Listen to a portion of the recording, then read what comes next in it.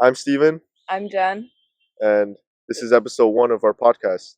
that we don't have a name for yet. Yeah, and it's going to be on social identity theory, multiculturalism, and Acculturation, yeah, enculturation, all the psych things.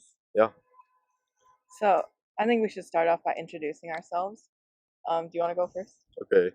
Uh, I was born in the Netherlands, and I lived there for 7 years until I moved here to Shenzhen, and I've been attending an international school ever since. Yeah. Yeah, pretty much the same. I am technically Taiwanese, but I was born in the States. I moved to China when I was 5, and I have been in the same international school since I was 6. So pretty much the same background. There's a cat. Oh, and the leaf guy Yeah. is starting.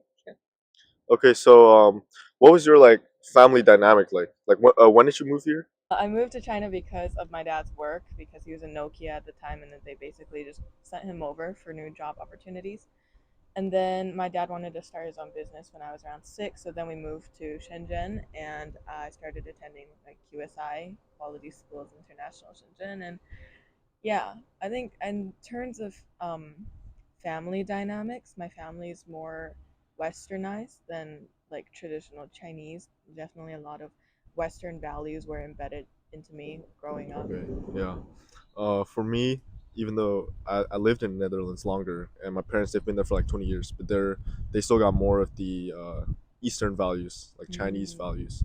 But growing up in well, really like growing up in an international school where you're more influenced by like Western cultures as well, I think there's kind of like a barrier between my siblings and my parents of how our values are more Western compared to their like Eastern values. Mm. Yeah, I'd say like my sister and I, compared to my mom and dad, are also definitely more westernized. And I think really, like you said, is because of our like being brought up in an international school surrounded by people who are from different places, who speak different languages. yeah, Really, you're like kind of like inculturated into that yeah, international environment as opposed to a new culture. It's more like a mix of a lot of different yeah. cultures. And like we both went to like an international school at like a really young age, right? How is the process of like acculturation? Because I feel like at like a really young age, we don't really have like a culture. At least we don't really identify with anything. We're kind of Hmm. just kids, right? But Yeah, then once you become like a teenager, you're trying to figure out your social identity more. yeah, yeah. And being international, how is that for you? I think since I was really young, I've never really felt like I belonged to any culture, because even in like kindergarten, I was not in a traditional like Chinese kindergarten. I was in like an international sort of kindergarten. So personally, my social identity, I struggled with that a lot, going into my like teenager years when I was around 10 to 12. Every time someone would ask me, where are you from, or like, what country are you from, I wouldn't know how to answer it, because it would just be this complicated tangent of, oh, well, I was born in the US, but I'm Yeah, yeah, Taiwanese, but I moved to yeah. I China get and that. I've never lived in Taiwan, you know. Yeah. Yeah, I get that. Uh, yeah, for me, I used to say I was Dutch, but then I transitioned more to Chinese. But then now, it's just, I just Yeah. say it just depends on my mood now, because it is complicated. But what was the process like of like social identification? Like, how were you able to like see these different like social groups I think in school? so. Yeah, In being in an international school, you don't have like traditional high school yeah, cliques a lot more. But there it still exists. Like Korean people hang out with Korean people, and like Chinese people tend to hang out with Chinese people, and people who are like from a mix of different like yeah. It's more foreign separated based on countries. like culture rather than like Yeah, things yeah. like what like hobbies, right? How like Hmm. traditionally it is, But right? I think something that was kind of interesting that happened to me personally was just my friend group formed, and it was a combination of a lot of different like people from a lot of different cultures. So I had friends who were Korean, and then I had friends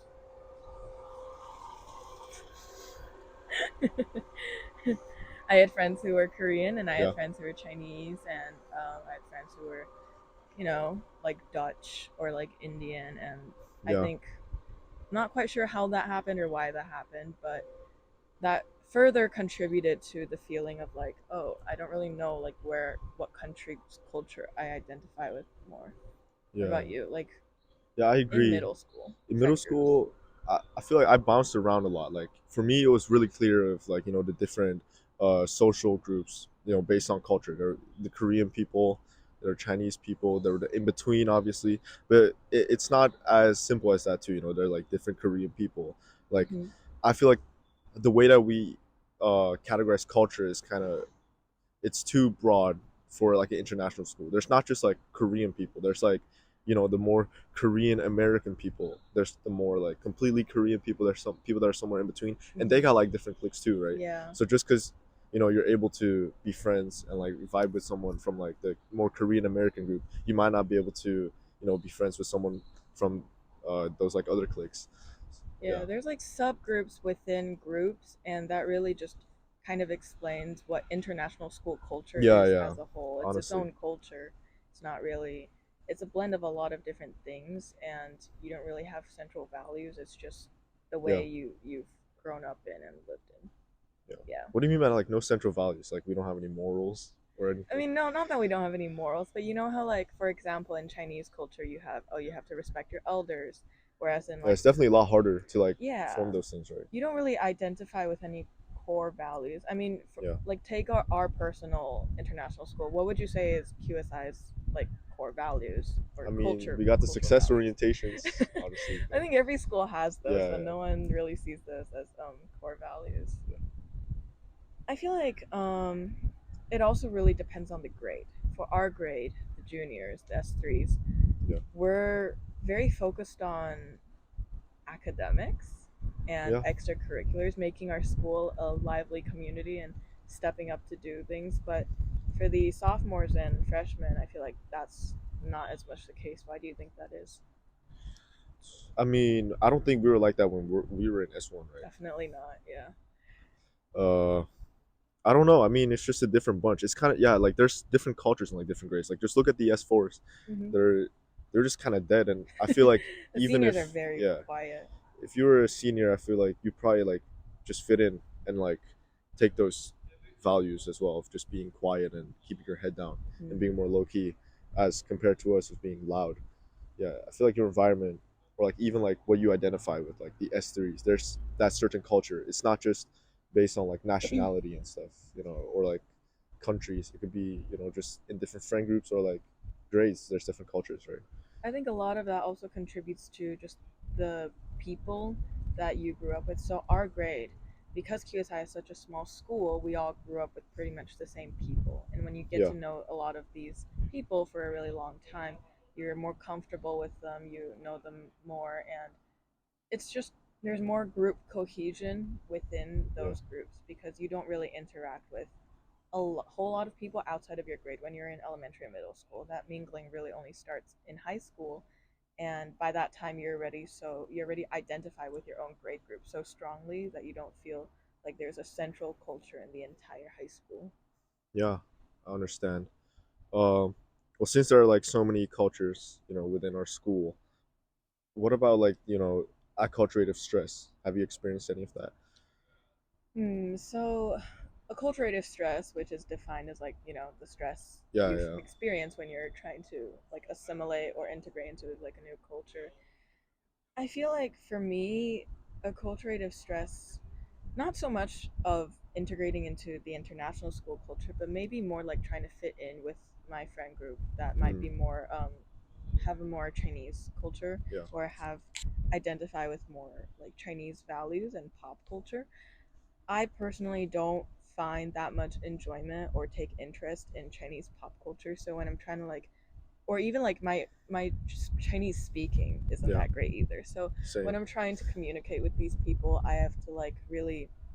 I remember so many times where I'm texting someone in Chinese and they come up with this new slang term and And you just don't even understand it, yeah, right? you don't know what that is, and I go on like Baidu and I'm like, what is We insert, also, yeah, yeah. It's like right? you also don't want to ask because it's kind of Yeah, awkward, right? And you yeah. don't want to be like marginalized Hmm. from Because your everyone group. has this inherent desire to feel like Yeah, they to belong, belong. right? Yeah, And when you ask that, it's very out of the blue, and yeah, that's definitely true.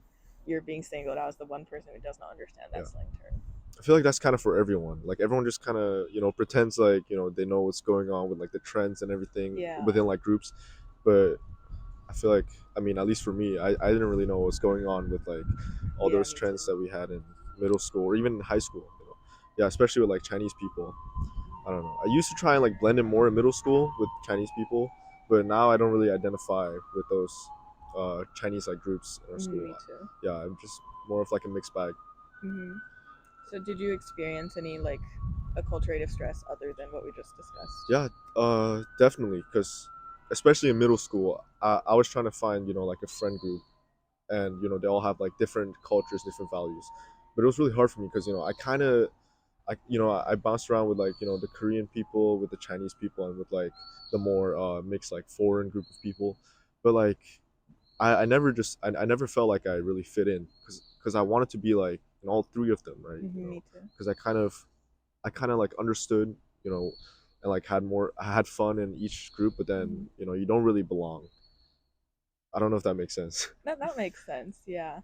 And was it enculturation or acculturation that had like the marginalization? Acculturation. That's Acculturation. Yeah. Barry's model Yeah. of So there's acculturation. Yeah, within acculturation there's like there's four outcomes, yeah, right? There's marginalization where you don't belong in any culture, you're isolated socially and culturally. There's integration where you yeah, keep your old culture but also retain values from the new culture. There's assimilation where you give up yeah, your old culture and you go into the new culture completely. And yeah. what's the last one? Last one. Which ones did you say? Assimilation Marginalization, assimilation, integration. and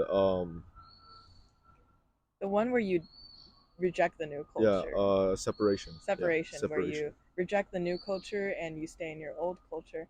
I think while that is a very good reference to build off of, it doesn't really apply to us being in a multiculturalism like environment. Yeah, Because while we aren't, like you said, while we can belong in a lot of these different cultural groups, we don't belong in them at the same time. It's sort of like a balance between integration and yeah, marginalization, right? that's true.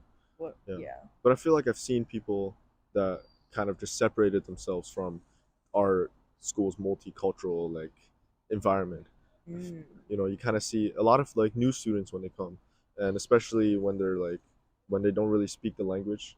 uh it makes it hard for them to um go through the process of acculturation to like try and assimilate or integrate with the So new the culture. outcome becomes separation. Yeah, yeah, they kind of just stick with like one buddy of like the same culture, like the same country they're from, and hmm they just kind of, And they speak the native yeah, yeah, language that they're they comfortable never with. try and like expand their like social circle beyond their own culture. Like they always hang out with the same people, and it's not necessarily bad, but It's a different outtake yeah, on yeah. life, you could say.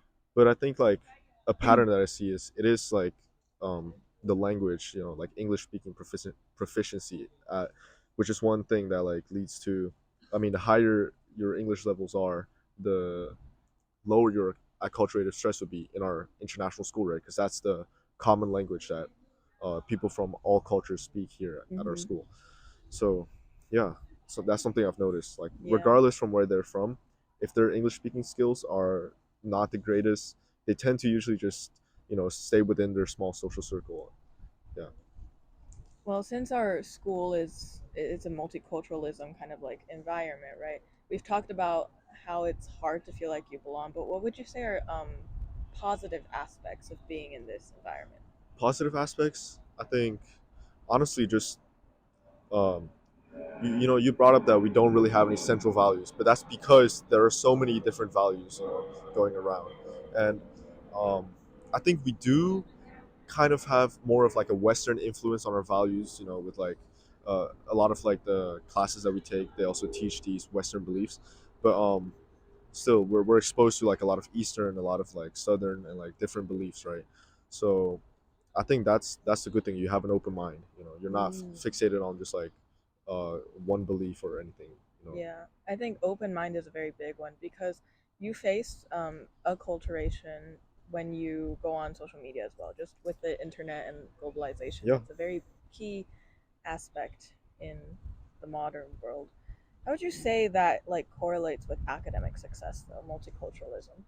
Multiculturalism, from my like study there, it said that school multiculturalism like increases academic performance, right? Hmm. But why do you think that is? I think so.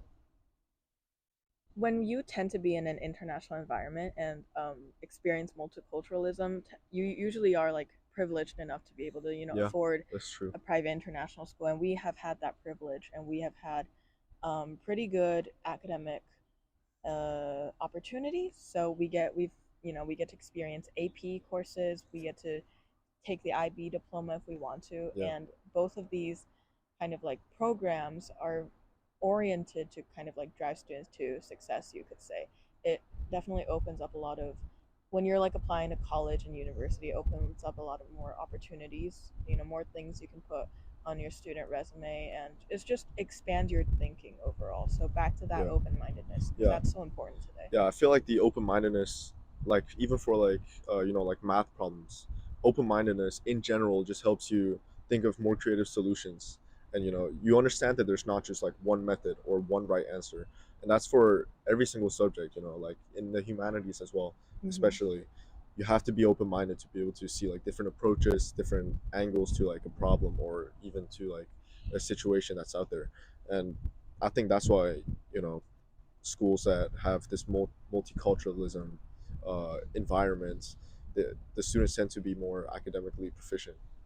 Yeah, Yeah, and multiculturalism is popping up more often and more yeah, frequently all around the world with globalization and digitization. So I'm personally very interested in seeing where this sort of multiculturalism world will take us, and will people lose more of their personal cultural values? Will this make us, you know, more bonded together as humanity, or will this, distant us even more? I think it's a yeah, very interesting aspect to explore. yeah. That's a good way to end it. Hmm. Yeah, That's all we have for today, and thank you for listening to the first episode of our podcast. yeah. Thanks. Bye. See ya. Okay, that was not bad. That wasn't bad. I think that was much better than last time. Yeah, last time it was just Rambling. rambling. I think we also like improved our dynamic a lot.